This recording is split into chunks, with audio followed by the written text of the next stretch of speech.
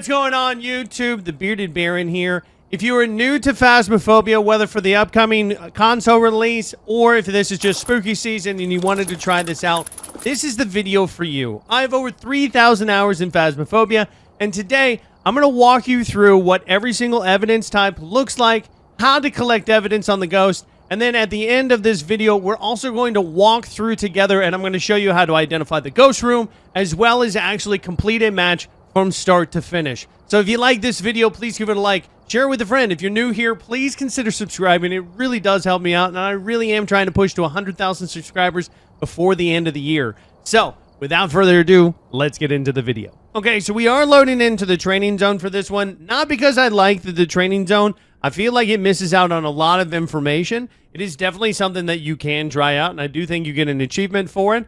But I'm going to be filling in my own personal tips and pro tips for you guys as we move along here, as well as kind of some pitfalls for the equipment that you are going to be using. So first, we've got our flashlight. Now, in order to be able to get out of any kind of truck, you're going to have to hit the keypad, right? As well as grab the key there. So make sure that you do that. That will be how you get out and get back into the truck at the end of every single match.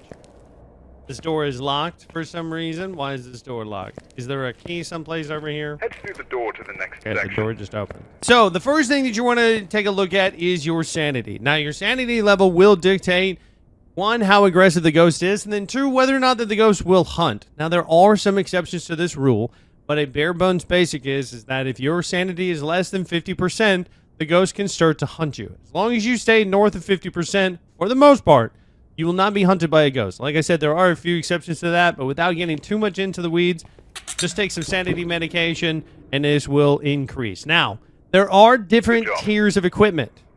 There's Tier 1, Tier 2, and Tier 3 equipment. As you play in Phasmophobia, as you start off, you will only have access to Tier 1 equipment, the very bare bones basic equipment as well, which is why I will show you that at the end of this video.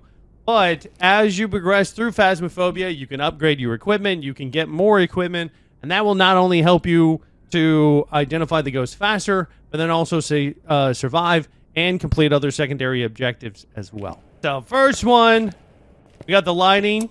You can turn on and off the light box. Some of the light boxes, they look a little bit different from this, but most of the small houses on the maps are going to look like that. So we just... Well done.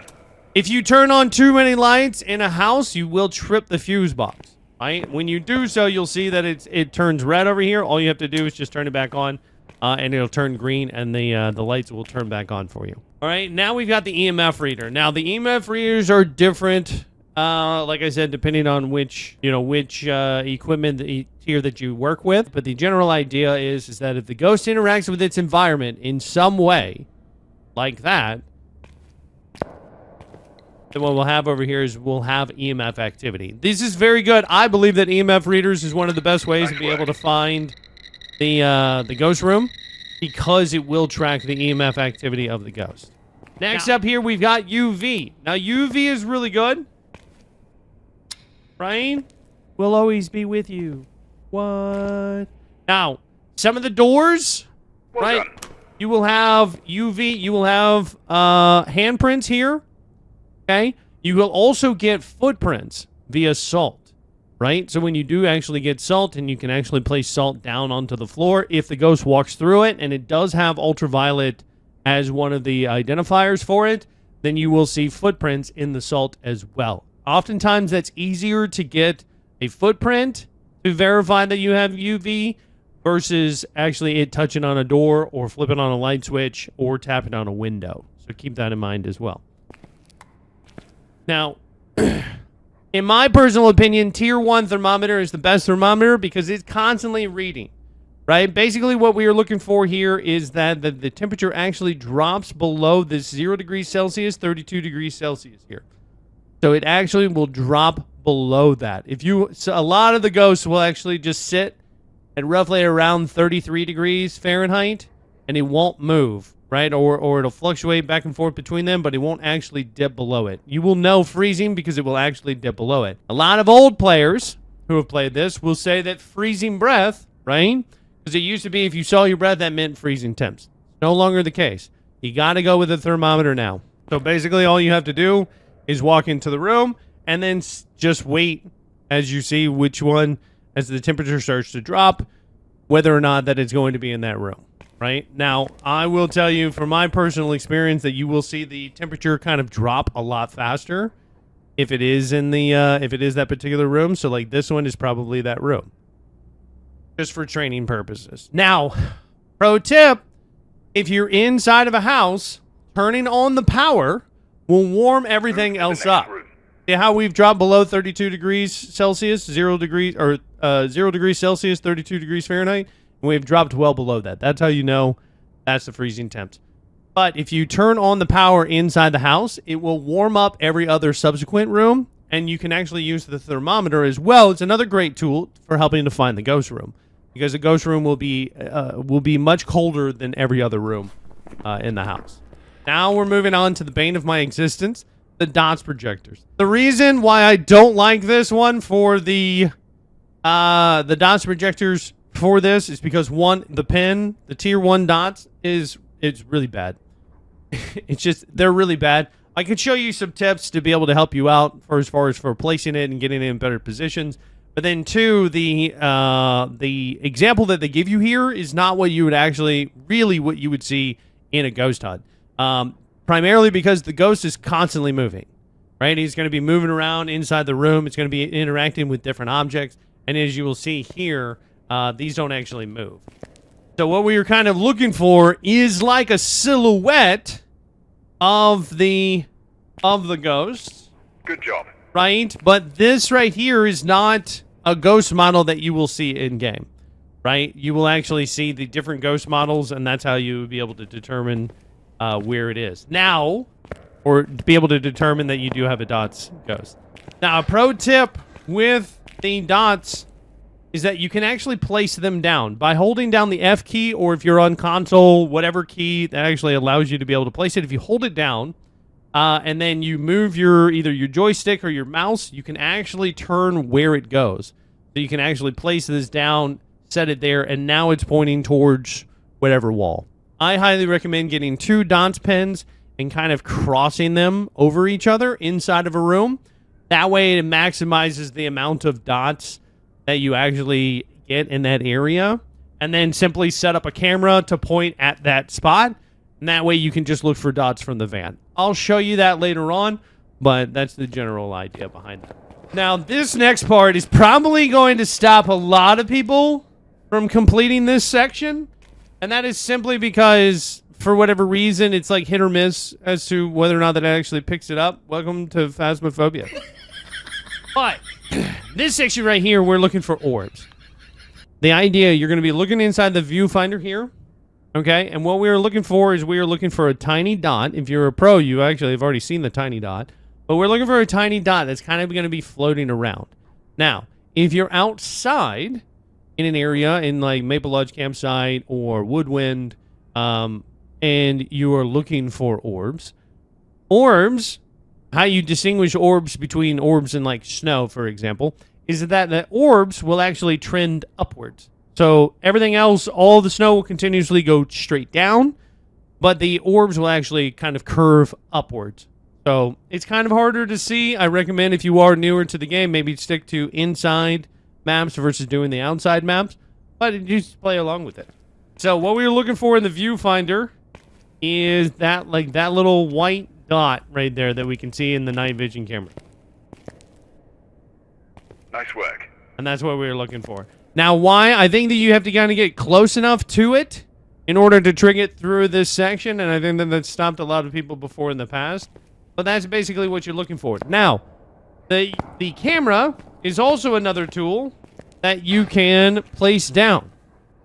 So you don't have to have a tripod in order to be able to place it. You hit down your placing key, and you can use your mouse or your joystick to actually be able to place it down and point it to whichever direction you want to. And then you can go back in the comfort of the van and actually look for orbs, and you can look for dots. All right, we have ghost writing. Now, basically ghost writing is the exact same way. We're going to set it down in an area. We're going to set it down in a section, right, like that. Now, you will notice you will notice that when I place down when I go to place down the ghostwriting book, you will notice that there is a circle that shows up. It is a silver little area that that moves around here, right, depending on where it is. That is the area of effect of the ghostwriting book. That is also the area of effect. You will see that when placing down crucifixes, right? So if the ghost is inside that area and it decides to interact with the book, then it will either give you ghostwriting or it'll throw the book and it won't actually give you any kind of ghostwriting. If it throws the book and it doesn't give you ghostwriting, it's not a ghostwriting ghost. That's kind of the basic idea behind it. Used to not be that way, but it is now, and that's a quality of life thing. So you can simply just place this down and you wait for the ghost to interact with it. Now, a pro tip, right? What a professional would do is that if I know that the ghostwriting book is here, I can also place down my camera and have it pointed at the ghostwriting book, so that way from the van, I can see if it interacts with it, it'll actually lift the book up off the ground and it'll actually write in the book, right? So that way you can say, hey, we saw that from the van. We don't need to necessarily go in there and drain our sanity. Now, we've got Spirit Box. Spirit Box is very easy. I'm going to move my head so that way you can actually see it here for a second. Okay, now with Tier 1, what we are looking for here is these two lights.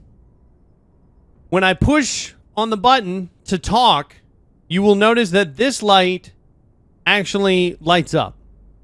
What we are looking for is for this to light up afterwards as well. Now, this will turn one of two colors, right? Or one of three things will happen anytime that you use the Spirit Box. Either one, nothing will happen, and that means that the game is not recognizing your voice in the game. So what you would need to do is actually go into your own Windows and change the default input for your computer to whatever microphone that you are using, so that way the game then will be able to recognize what you were saying. Number 2 is that it will turn red. That means that the game recognized that you said something, but the ghost didn't respond.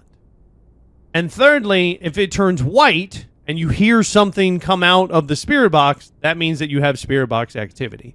So if you are using it, if you're walking around the room, if you're asking, where it is and stuff, and all you're getting is red across the board and you're not actually getting any kind of Spirit Box, you can mark that off and you don't have to worry about it, right? Light needs to be off in order for the Spirit Box to work. Then we turn it on. So we know that the ghost is there in that area because it just threw an object. So we want to move over close to wherever that we saw the object just get thrown. Where are you? That was taken away. And just like that, we got Spirit Box activity, and that's what we needed. Pro tip, don't stand in the same spot, right? Move around inside the room, because the ghost can move around as well, and the Spirit Box has an area of effect. You just can't see it. It has an area of effect, so we need to make sure that we're covering all sections of the room to minimize the amount of, well, we just missed it because we weren't standing close enough to the ghost. As you upgrade in tiers, that radius will get larger, and it will be easier for you to be able to get that evidence. Again, right? For the most part, dropping below 50% sanity means that the ghost will hunt. There are a few exceptions to that rule, and I do have videos on that as well. But the bare bones here is 50%. Stay north of 50% sanity, or for team sanity, and you'll be just fine. Now, if you do find yourself into a hunt, there is a couple things that you can do. First off, you want to make sure you turn your flashlight off. Ghost, or if you have night vision on or whatever that you were using, anything that has electricity to it. So don't hold the camera in your hand. Don't hold a turned on EMF in your hand or a Spirit Box, because the ghost will get attracted to it, and it will find you. Okay. So when we come in here, we know that the ghost is going to hunt. Something's not quite right. We're going to quickly. just get inside of the locker, right? The ghost will hunt. When it's done hunting... Congratulations on completing your training. You can exit through the truck by interacting with the keypad. I'm out. When the ghost is done hunting, all of the lights that you've turned on in the house will turn off. Now, you can just turn them back on. The ghost can turn off the power as well, so you're going to need to keep that in mind as far as where the breaker is. But that's the general idea behind it, right? You can also... Right. You better hide quickly. You can also get behind boxes, right? And you can break line of sight with the ghost. That works as well. That was a close one. Congratulations on completing your training. Right, you exit can through the truck by you can get interacting with the behind keypad. you can also get behind bookshelves as well. And you can duck down behind the bookshelves as well. But again, you don't want to have your light on during that time frame because the ghost will be drawn to you and it will find you. Now, if the ghost does find one of your teammates, as long as you're playing on professional or lower, amateur, intermediate, or professional, if the ghost does find one person, the hunt will stop. However, if you play on nightmare mode or anything higher than nightmare mode, the ghost hunt will actually be extended. It basically resets the clock for the hunt, and then now you have to worry about the ghost for that much longer. So keep that in mind as well. So when you're all done with the ghost hunt, all you got to do is come back over here to the keypad, hit the keypad, and the doors will shut. All of your teammates that are alive need to be back in the truck for you to be able to close the doors. Nobody can just leave you. So we're going to open up the van. We're going to grab the key because we need the key to unlock the door. Right? Now, this map, this board here will tell you what you need to do, right? This is Dave Miller. He responds to people who are alone. That means for the spirit box to work, you have to be the only person in the room if you are playing with other people, right? And then we also have secondary objectives here. Now, because we don't have all of the extra stuff, because we left it out, I unfortunately can't get any photos, and we can't do any secondary objectives. So the first thing, all that we're trying to do, find the ghost room, use the evidence to try to identify the ghost, and then leave. That's it. Simple day. Easy day. Now, the map here, right, there's 4 different sections here, and these are all important for their own reasons. The map here is arguably one of the most important because this tells you the layout. If you have teammates that are inside, they will be indicated with their own respective colors, and you can actually see which ways that they are actually looking inside the house. So if they don't know the layouts yet, you can actually direct them from the van using your walkie-talkie to get them to actually be able to leave. The other thing that is very helpful, if you notice up here at the top, what I'm pointing to right here, that is the fuse box. That means that this fuse box is down in the basement. I know immediately that where I need to go to is down in the basement to be able to turn on the fuse box. On amateur mode, the power is already on, so that's a benefit, right? So that way it helps you out for as far as not being as scared. But if the ghost does turn off the power, it is good to know where it is, or if you're playing on a harder difficulty. Team sanity, right here. Again, stay north of 50%, right? We have sound sensors. Now, these different sound sensors, right now, they're all offline because we don't have any sound sensors. Sound sensors are great for larger maps, for more advanced gameplay, and I can obviously make more videos about that as well if you would like to see that or just like to see how you use basically all of the equipment in Phasmophobia. So let me know down in the comment section below if you want me to go through how to use every single piece of equipment. I'd really like to know. Really would. And then we have the total activity board. Now, the total activity board is a visual representation of what we get from the EMF reader. So if the ghost taps on a window, if it touches a door, that's an EMF 2. If it throws an object, like a coffee mug, a plate, a boot, whatever, that's an EMF 3. Ghost events will be registered as EMF 4. And if we get an EMF 5, we'll see a spike of 5 on the total activity board. Now, I do highly recommend that you also confirm that with your EMF reader. But as you become more familiar with how to play the game, that's going to be able to help you out a lot of times. My go-to that I normally run with is going to be a flashlight, so that way I can see, an EMF reader, and then I would also bring in a camera, and that's my default go-to. So we're going to make sure that we turn on the EMF reader, and we're just going to unlock the door. Now, the way that most of the time that I find where the ghost room is simply because I hear the ghost throw an object, right? And I say, oh, I heard an object get tossed over in this particular area. Let's go and investigate it. You will notice that when we go inside this house, that a lot of stuff is kind of put away. Imagine if you were showing the house, trying to sell it, and everything was nice, neat, tidy. There's not a whole lot of stuff that's on the floor. Whatever is on the floor is neatly tucked away, like shoes. So if you start to see stuff like cups or a book or a picture that is on the floor, That's out of the normal, and that's likely where the ghost is, or at least where it has interacted with the environment. So I'll show you that as we go in here.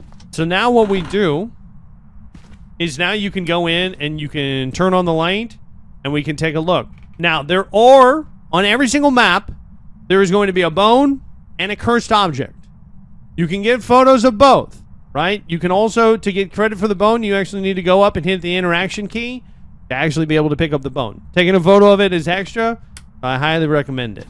Also, highly recommend whenever you leave a place, turn off the light, because that will keep you from blowing the fuse box, as well as shutting the door. A lot of times, if let's say, for instance, I'm over in the kitchen and I hear a door get touched, if I come back over here and let's say that the bathroom door is the only door that's open, then I know that the ghost touched this door. That's going to save me valuable time for as far as being able to see, you know, what, you know, if there's fingerprints on it, if, you know, if maybe that's the ghost room. So keep that in mind. This right here, the mirror, is the cursed object. Now, again, I don't recommend using the cursed objects if you're new to the game, but I will show you what this one does. The mirror, when you use it, will drain your sanity, right? So keep that in mind. You want to use it for a very brief amount of time. And honestly, it probably helps you out once you get more familiar with where the ghosts are at. But if we take a look, I know without a doubt that that ghost now is down in the basement.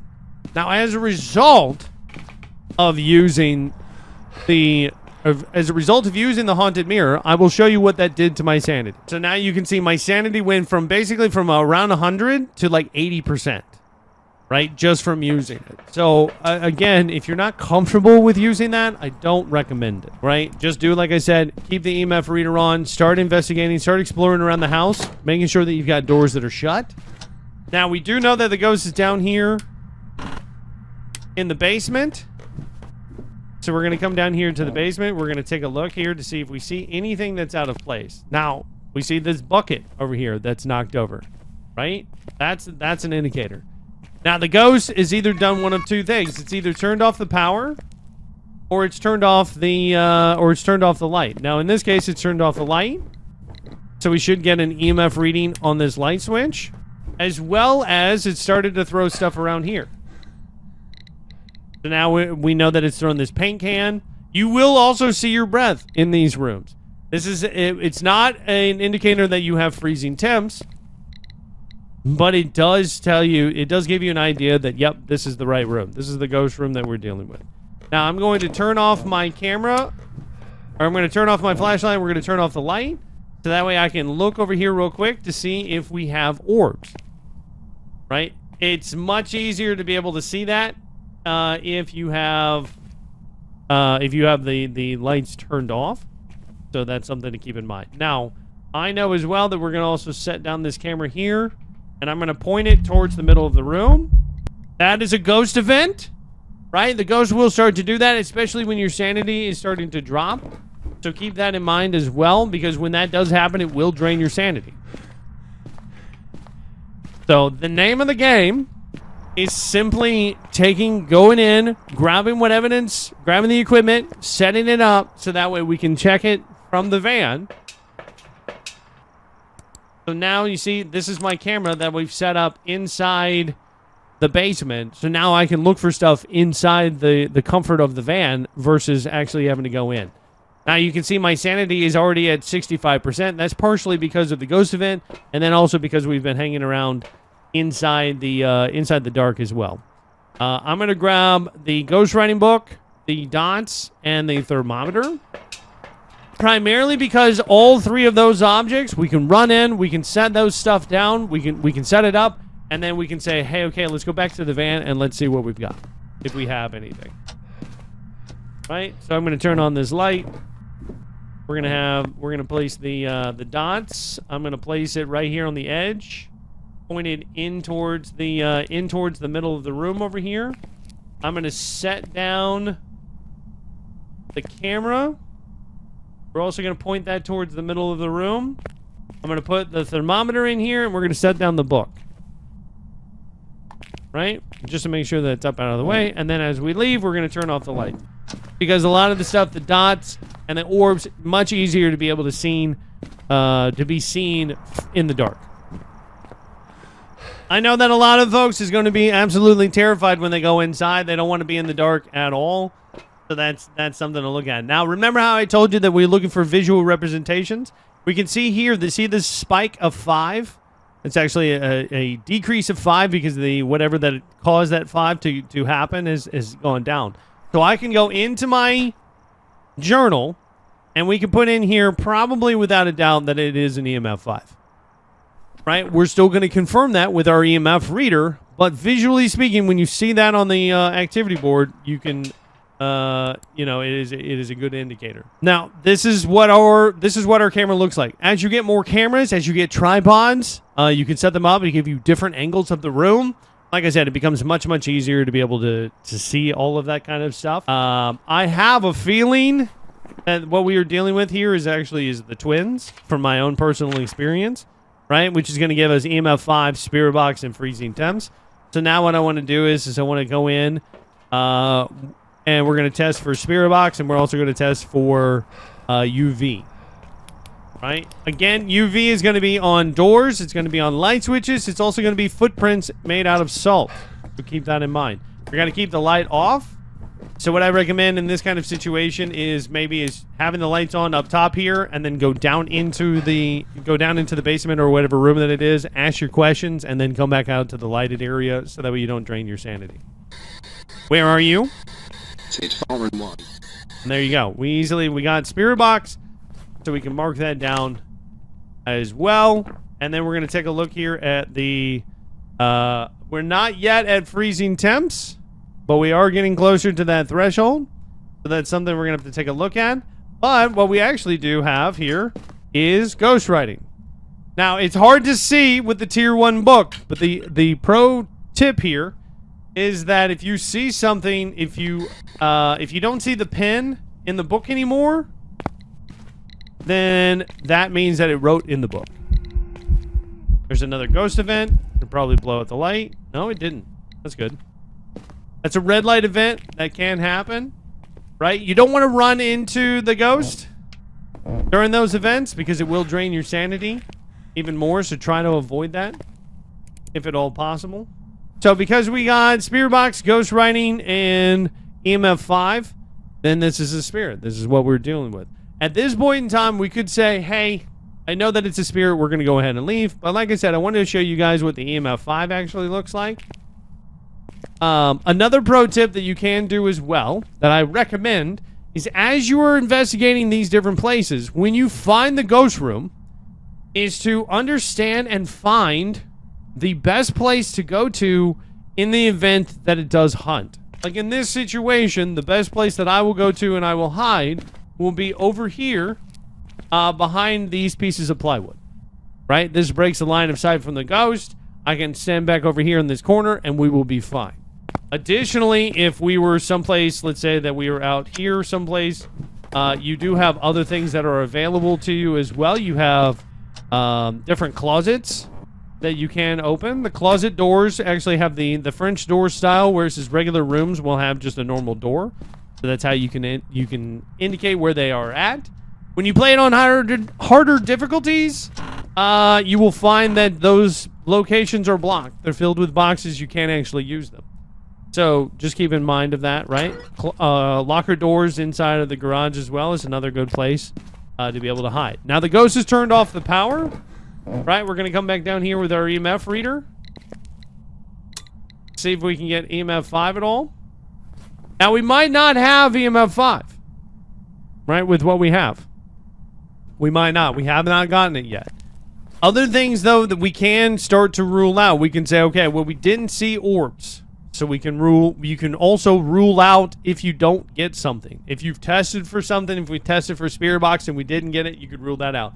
If we tested for ultraviolet, if it slapped its hand on one of these coolers over here and we weren't getting any kind of activity from that, then you could say, yep, that is, it's definitely not Spirit Box or it's definitely not UV, and that'll help you to narrow it down as well.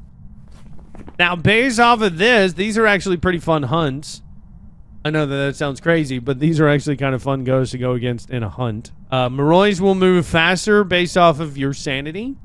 One of the hidden things to it is that if you use a spirit box, then it will drain your sanity super fast. That's another ghost event. See how the ghost is kind of in a shadow form, and he's just standing still. That means that it's just an event that is happening. Right, we're going to keep the door open so that way we can be able to get out if we need to. So let's check for freezing again. We still don't have freezing. With the power being on this entire time, and us still not having freezing temps, I'm just going to go ahead and rule out freezing because we still don't have it yet. Right, so that leaves us either with dots, with ultraviolet, or with an EMF 5. Now we're still not getting an EMF 5, but I also still don't have... we also still don't have the ultraviolet as well. Unfortunately, down in spaces like the basement, there's really only 2 places that the ghost can actually interact with. To give you, well, there's a couple places that it can interact with to give you ultraviolet, but the 2 main ones is going to be the coolers. Right? We're still not getting any EMF 5 as well, which is kind of alarming, to be honest. Nothing on, nothing on there, or nothing. No EMF 5 on the rocking chair. So what I can do, right? What I really want to do is I want to trigger a hunt so that way I can show you. That way we know 100%. I'm gonna rule out EMF 5 for right now because we still haven't gotten it. Out of all the interactions that I have seen, that's why I said too that you kind of want to make sure that what you're dealing with. When you do see EMF 5 on the activity board, that you are actually getting EMF 5s there. Now, Deogens, one of the unique characteristics of a Deogen is that it moves very, very fast up until it actually gets close to you. And then what it will do is it will move very, very slow. But the Deogen knows where you are, regardless of if you have electronic equipment on or not. So keep that in mind. If you expect that you could be going against a Deogen, go to wherever that you are going to hide normally, but don't actually hide in there, because just in case that it is a Deogen. It's another event. Now you notice that this ghost keeps shutting this door every single time. As it does an event, they like to shut the doors. It doesn't necessarily mean that the ghost is interacting with those doors, right? Unfortunately. So we can't rule out ultraviolet or not. Oh, I thought it was hunting. Whew. I thought it was hunting there. It was not hunting. Now, let's go back outside here real quick. I just want to show you what my sanity looks like. Here for a moment. Right, we either have ultraviolet, and it just not has done anything ultraviolet-wise, or we have some form of dots. And again, dots, tier 1 dots really suck, especially when you don't have any other equipment. But that's what you have starting off with. If you are very, very new, if you are wanting to play with a friend, you obviously, I would recommend playing with them. They probably will have at least tier 2, maybe even tier 3 dots and stuff. And you can actually see that as well. And it's very, very helpful. So, my sanity is at 44%. So that means that the ghost is about ready to hunt us. Right? So I will show you what will happen during the hunt. If it is a Deogen, then you will see that. You will see that actually happen. If it's a poltergeist, poltergeists also have a very unique ability to them as well. They actually throw a bunch of objects as they are hunting, so that's really cool. But I think what we are probably dealing with at this point is a Deogen, and it is going to be dots that we're just not getting yet because, again, the tier 1 dots just really suck. It's the worst one. I highly recommend that if you upgrade any equipment first as you are leveling, there's other stuff that you can get, but dots is definitely one that you want to get rid of. Okay, it's actually not moving fast, so it's not dots.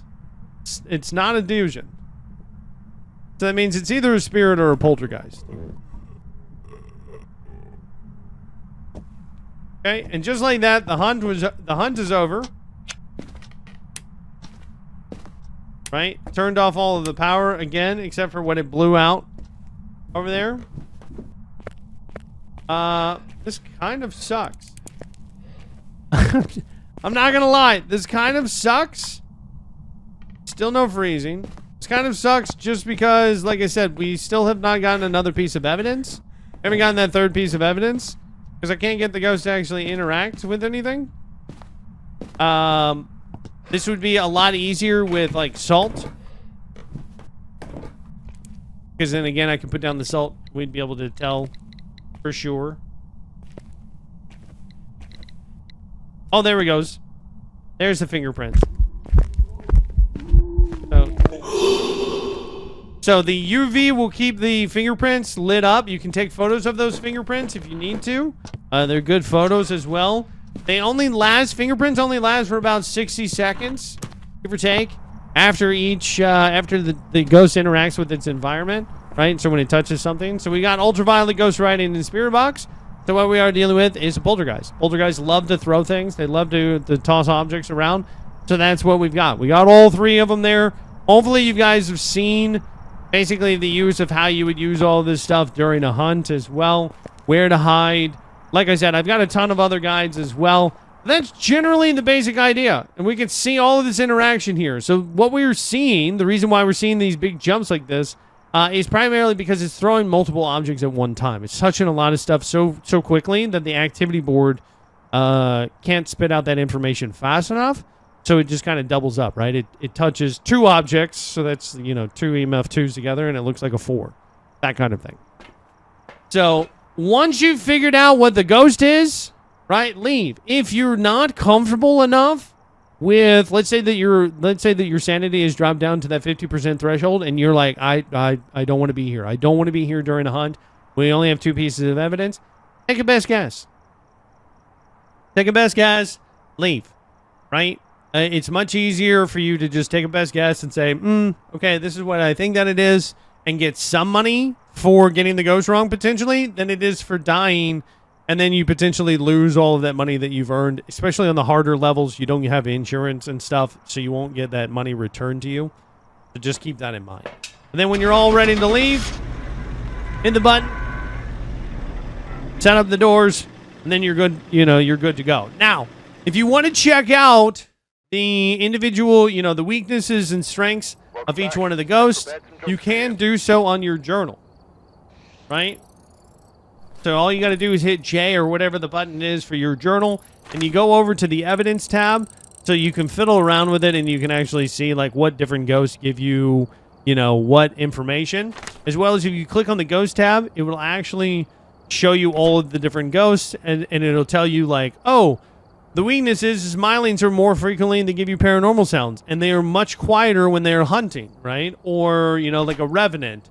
They will travel significantly faster when they're hunting their prey, meaning if they get line of sight on an individual during a hunt, they will move very fast. But if they don't have a line of sight on anybody, right, hiding from the revenant will cause it to move very slowly. So if it doesn't see you, it moves very slow. If it does see you, it moves very fast.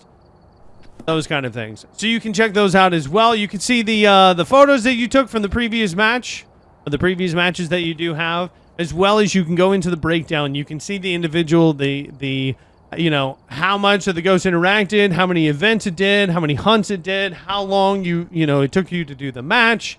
You can go into detail stats and see all this kind of information. If you didn't find the bone, you can actually come down here to the bottom, and it'll actually tell you where the bone location was. So that's good too. If you're like, I just couldn't find it, where was it? And so it'll tell you all that kind of information as well.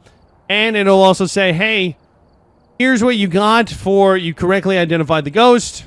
Secondary objectives, right? The more photos that you get, the higher that as well. And then if you did any dailies or weekly challenges, bone evidence gets you a different, you know, thing. And then your rewards bonus, this 1x, is for doing amateur. If you do intermediate to 2x, professional is 3x, nightmare is 4x, insanity is 5, and it keeps going up all the way up to, is it 15x? So it goes all the way up there, and that's for obviously for a different video, but hopefully you guys now have an understanding of not only how to use the equipment, some of the pitfalls of the current equipment that they do have, as well as some pro tips. but then also and actually how to use the cursed objects, what they do, how to find the ghost room, and then how to investigate the ghost. So again, if you made it through all of this video, please check out my other videos as well. I do have a lot of other guys that will help you out. Even if the information, even if it does seem like, hey, this came out like a year ago, I promise you the information is still exactly the same. It's still fresh as if I made the video today. So be sure to check out those videos as well. But I love you guys. Thank you so much for being here. Please subscribe to the channel. Trying to hit 100,000 before the end of the year. But I love you guys, and I'll see you next time.